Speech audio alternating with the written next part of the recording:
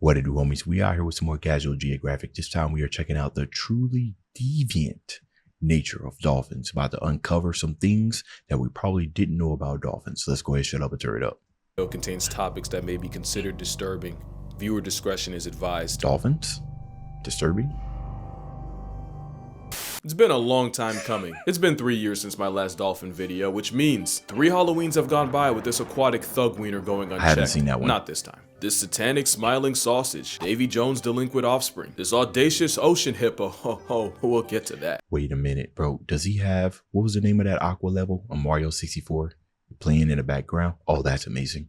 That's, love that. The dolphin is a breathing, breaching hate boner, and their psychopathic tendencies come from their intelligence. Dolphins are arguably the smartest things alive without thumbs or launch codes, which allows them to manipulate the world around them, including the animals in it. Dolphins will reportedly harass pufferfish into releasing poison, which apparently they get obliterated off of, resulting in a literal nightmare rotation. It isn't scientifically proven that dolphins get elevated and hella faded off a spicy stress ball. The alternative is the jocks of the sea playing handball with a living puffer, and that's probably the most child-friendly form of dolphin recreation. I'm gonna have to get real creative with the way I describe this, but dolphins will stick their little dolphin dorks wherever they desire, including the disembodied heads of decapitated fish, which might have just been a one-off if researchers didn't also witness a bottlenose wrap live wriggling eels around their stick shift. We've also witnessed 2 river dolphins treating an anaconda like a pool noodle, except the photographer took a closer look and noticed something. The snake was likely dead, like an erectile dysfunction, which only one of them would know about since both dolphins' privates were standing very much at attention.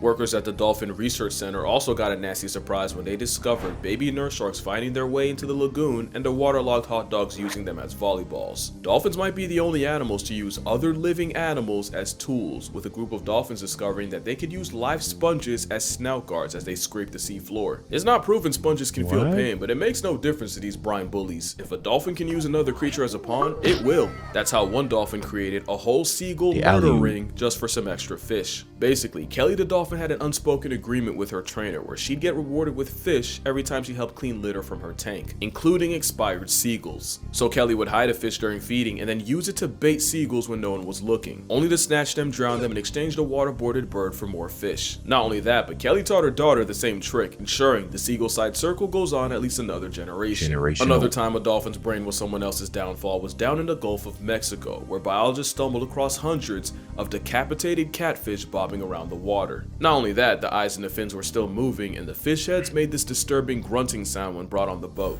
The cause was, catfish have several serrated spines for self-defense, and a gang of Gulf bottlenose dolphins apparently realized they could nerf the catfish by surgically beheading them. But so far, we've seen dolphins working harder, not smarter, with seagulls, sponges, and catfish all being collateral damage. This is crazy, bro. It's only 2 minutes and 46 seconds, and bro managed to possibly get people to click off his video if they had weak stomachs, because what is going on with these dolphins? I knew nothing, and I feel like I've been watching Casual Geographic on and off the camera for like a year or two so far, and that doesn't explain dolphins being a jihad to other animals unprovoked. Dolphins in Belize have been attacking and even life-depriving baby manatees. They've even gone as far as separating manatee calves from their mothers to make an attempt on their life. This is the same animal that finessed its way on an alligator's whitelist, getting folded by a pack of flippers. Dolphins are literally if hippos went the Professor X route, lost their legs but gained hyperintelligence, which isn't a joke since the closest living relative to whales and dolphins are hippos. But the animal that gets it the absolute worst from dolphins are the ones that look the most like them. Dolphins have a homicidal obsession with porpoises, with cases of them washing ashore with bite marks and broken bones. It's like they can't help themselves for real. It doesn't matter what they're doing. Put a porpoise in their presence and it's like the Powerpuff Girls going Gotham City on a green monkey. In 2016, one lone male bottlenose flatlined at least 6 porpoises, and the injuries were roughly the same. Fatal hemorrhages, broken bones, and lacerated lungs. No one knows for sure why dolphins are purposely committing acts of war, but the best guess involves how dolphins behave with each other. Because if you thought they were better to their own kind, you don't understand the depravity of this malice-fueled middle finger. Dolphins regularly commit the act of infanticide, with males often harassing and separating the mother from her defenseless calf and escorting it off the census. It's a classic case of deleting the baby to have a shot at the now child-free mother. Plenty of animals like horses and hippos do this, but no animal takes baby abolishing as far as dolphins. There was a case where a mother orca and her adult son worked together to drown a baby killer whale, also the son could sensually explore the mother that watched them do it. In 2020 in Mutsu Bay, Japan, researchers witnessed a gang of dolphins pull up on a mother and her calf and begin mauling the baby. What shocked them was suddenly the first group stopped harassing the dolphin calf, only for a second group to show up and go at him even harder. For well over an hour, 23 different dolphins got involved, and a newbie dolphin was sent to the gulag after being hit over 100 times. And knowing what we now know about dolphins, that might have just been business as usual. Dolphin Society is like an episode of Oz, and like the show, it all starts with the men. When a male dolphin is young, they'll form a group with 2 or 3 others, and these will be the closest bonds these males will ever have, as these alliances can last decades. But it's not just kumbaya. The main reason for them linking up is these dolphins will kidnap lone females and keep them in custody for weeks, while they mate with her the entire time, consent sold separately. These dolphin gangs are highly possessive, and even have a specific pop sound to tell the female to swim closer, and she can get jumped for not complying. The females usually fight back, but only escape about 25% of the time. Not only that, but these water Weinsteins mate year-round, meaning an unlucky female can get tagged by multiple gangs in one trip around the sun. 3 dolphins acting as the Musketeers of Malice are known as a First Order Alliance. There's also a Second Order Alliance, with additional dolphins doing the dirty work for the group, work including attacking other pods, stealing their females, while protecting their own from equally lust-crazed males. Basically, the First Order Alliance is like a basketball big 3, with the Second Order being the role players. Of course, sometimes 2 Second Order Alliances join forces to create, a Third Order Alliance. You know, I'm sitting there watching these dolphins, and I was sitting there trying to like relate to like humans and the type of stuff that goes on. And obviously, the only thing that kind of separates us from looking at nature and saying, oh, that's just how nature is. And in us is that obviously our sense of right and wrong, right? Our morals and our intelligence. But this is absolutely crazy that I see some of this stuff and I'm just like, that's just nature. That's just how it is. Man. Not only does this mean dolphins have the largest non-human social network on the planet, they use it to operate like a pack of sea ditties. Penetration without permission is so rampant that female dolphins actually evolved the same equipment as ducks, where they're those are maze-like to flush out any unwanted baby batter. But the male's response was dolphins developing a 12-inch pink prehensile bedroom arm. Speaking of which, male dolphins aren't even safe from each other. Non-allied males assert dominance by biting, jaw clapping, tail slapping, and mounting. The Brokeback kind. Remember, it's Ocean Oz out here. To be fair, that's also how they play, and young male dolphins will actually practice on each other and take turns being the female long before they try it on a real one. And there's nothing wrong with that. Except dolphins have a nasty habit of projecting. I'm 99% sure the porpoisides and manatee maimings were because both animals look like the babies of their own kind. Which is pretty insane logic. Imagine someone on trial for running over the vertically deficient, only for their main defense to be that they thought it was a child. Porpoises and sea blimps aren't the only ones catching strays. Since 2022, more than 45 people have been attacked while swimming in Fukui, Japan, leaving many with broken bones and bites. And it's believed these attacks were carried out by one male Indo-Pacific bottlenose dolphin. And it's been said the reason for this one-man dolphin demon campaign? Horny. Scientists think this dolphin is sexually frustrated and lonely, and is taking it out on the humans around him. And the scariest part? There's a good chance he's only playing. Because if a 9-foot, several hundred-pound flesh missile wants you dead, you're simply dying. People say the rogue dolphin will often swim up to people and try to press his pink sword against them, which is actually the same way dolphins in an alliance act, so he's really just acting out natural behaviors but on people, only to lash out when they don't respond. He's not the only one. As you know, I went to the Cayman Islands earlier this year, and you'd think the most dangerous part would be me getting intimate with a stingray. It was actually me swimming in the same waters as Stinky. Stinky was a lone male dolphin infamous for trying to violate divers that meet his eye. One victim. Hey man, props to you. Man, you go out here and doing these things. You know, you do your documentation, which is one thing, but you actually out there, like, you know, putting yourselves in those situations, right? So you can add validity to the type of stuff. Not like you needed to, because you've been doing this for a very long time. When you started, I think, on TikTok before you moved pretty much everything over here to YouTube and everything. But shout out to you for actually going out there and doing the stuff that you were talking about, right? Doing more than just talking to a screen. I like that. Victim Michael Mays recounted how he and his wife were snorkeling and enjoying Grand Cayman when the menace named Stinky showed up. Michael tried warning his wife before Stinky charged her, slamming into her repeatedly. Someone should have warned Michael that he was what Stinky was after, as the dolphin attempted to dork Mike in front of his own wife. And you know dolphins don't discriminate, with both Jessica Alba and Demi Moore seeing just what happens when a dolphin decides to go on booty warrior timing. Very wealthy, adolescent sort of female dolphins. They like those little horny bees. Dolphins sexually aggressive. Anonymous source told the New York Post. And one went after Demi in a bad way. Apparently, the actor screamed for help after the dolphin began to rub his body against her, at which point a trainer came to the rescue. In fact, one dolphin's impulses likely ruined a man's life. Taste. Alan Cooper was an animal rights activist who also became close with a dolphin named Freddie, not that close, who he actually met in the wild but was now living in Flamingo Land. Except one day, Alan swam with Freddie, and bystanders watched and swore that Alan was getting handsy with the dolphin, and he would end up getting accused of going Rocky Balboa on little Freddie. Papers called him a dolphin diddler, and it went all the way to court. Whole time, all that really happened was Freddie got a little too homosexual and wrapped his prehensile trouser tongue around Alan's arm. Even with the case thrown out, Freddie's freak-off was a stain that largely derailed Cooper's career and killed almost any chance he'd ever have of being taken seriously. Yeah, there's a reason why legends say that Amazon river dolphins will shapeshift into men at night and impregnate young women before changing back in the morning. Dolphins are like the chimps of the sea, but where chimp society revolves around violence, dolphindom is centered around getting their rocks off. But dolphins can be just as dangerous as any wild animal. Pretty privilege makes you forget it's a hyper-intelligent pack-hunting super predator that could fold you 7 ways to Sunday if they wanted. And no dolphin showed that more than Chiao. Chiao was a male bottlenose dolphin that showed up in San Sebastião, Brazil in the mid-90s, where he was popular for his friendliness around humans, especially women, to the point where he started to see other male humans as a threat, and this time he wasn't playing. By December 1994, Chiao had sent nearly 30 people to the hospital, including one case where he attacked 2 men, breaking one's ribs and killing the other. So as you can see, dolphins commit atrocities against the world around them, against humanity as a whole, and even against their own kind. But do you know what actually makes them evil?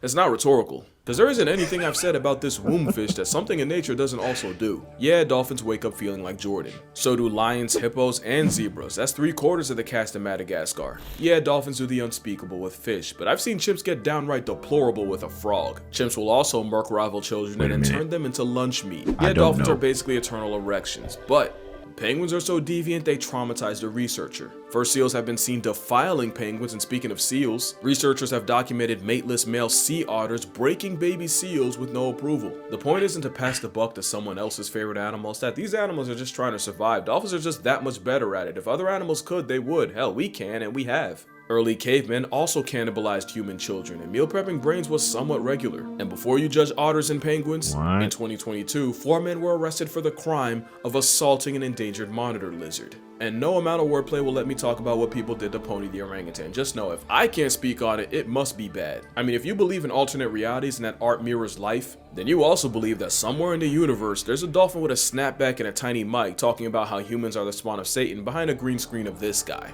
Morality is really a social construct, and I think dolphins were just smart enough and 100%. I can see that. They'd be like, but you know what, man? We animals, we just act out of nature. Y'all whole human beings with brains, intelligence, morals, definitions of right and wrongs, right? Y'all still out there messing it up. Shame. Snap back in the mic for sure, bro.